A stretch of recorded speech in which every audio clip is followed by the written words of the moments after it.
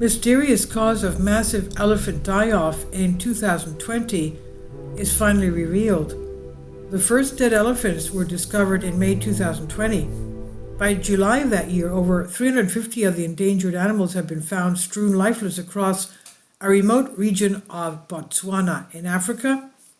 Global concern rose rapidly as veterinarians at the scenes eliminated the usual suspects. There were no signs of starvation, infections, or natural occurring anthrax, but the giant mammal's tusks were still intact, ruling out poaching. Some of the elephants were found face down, suggesting a sudden collapse. That left one prime suspect, toxic cyanobacteria, also known as blue-green algae, which now, for 4 years later, a new study led by King's College London supports. Geographer David Lomeo and colleagues' analysis of satellite data reveals toxic algae blooms had exploded in water sources near the Okavango Delta during the same time period, all but certainly poisoning the African bush elephants. We identified 20 waterholes near French carcasses that experienced increased algae bloom events in 2020 compared to the previous 3 years combined. These waterholes also exhibited the highest average algae biomass of the period 2015 to 23, Lomeo explains. The researchers examined the spatial relationship between 3,389 waterholes in the Okavango Delta and the locations of the dead elephants. Algal blooms are routinely monitored by satellites, but this data is not often used to investigate mass mortality events, Lomeo said.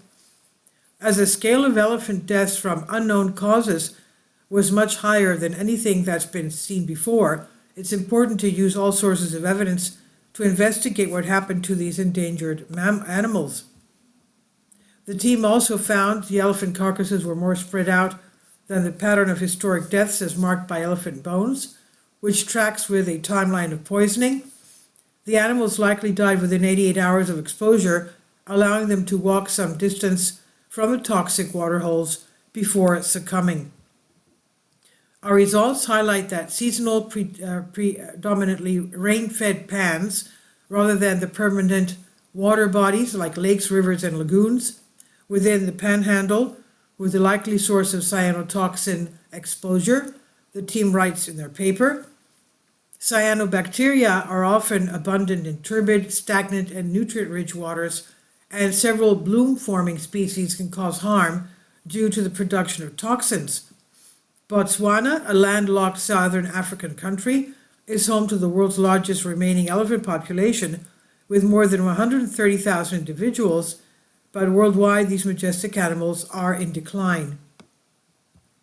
This is one of the biggest known mass death events of any large mammal in recent times, yet it's far from an isolated incident.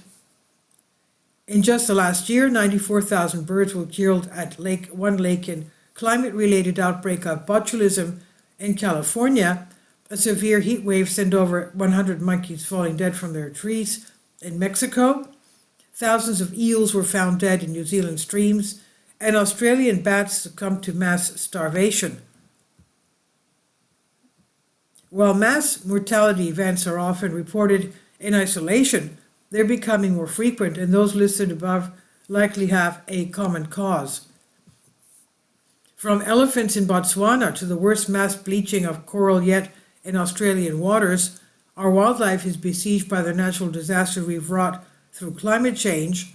Toxic or oxygen-stealing microbe blooms, including cyanobacteria, are occurring more often both in freshwater and saltwater lakes thanks to the warming conditions. These same conditions physiologically stress wildlife, making them more susceptible to disease as well. This event underscores the alarming trend of sudden climate-induced disease affecting large ungulates, explain the researchers, reflecting the broader devastating impact of climate change on biodiversity and ecosystem health. Yet, despite this stark increase in deaths all around us, leaders and industries with no power to do something about it are actively exacerbating the situation by failing to reduce fossil fuel emissions. Southern Africa is projected to become drier and hotter under climate change, says Lomeo. As a result, waterholes across this region will likely be drier for more months of the year. Our findings point to the potential negative effects on water quantity and quality and the catastrophic repercussions on animals this could have. And this was published on Science of the Total Environment, and it's on Science Alert by Tessa Kumuduros. Please leave your comments, and thank you for your support. Finally, support my Patreon account. The daily posts are 5 videos daily, and they are totally different from what I have on my YouTube channel. Thank you so much for your support and that you find all my content so interesting. You'll find the Patreon account details in the description box below.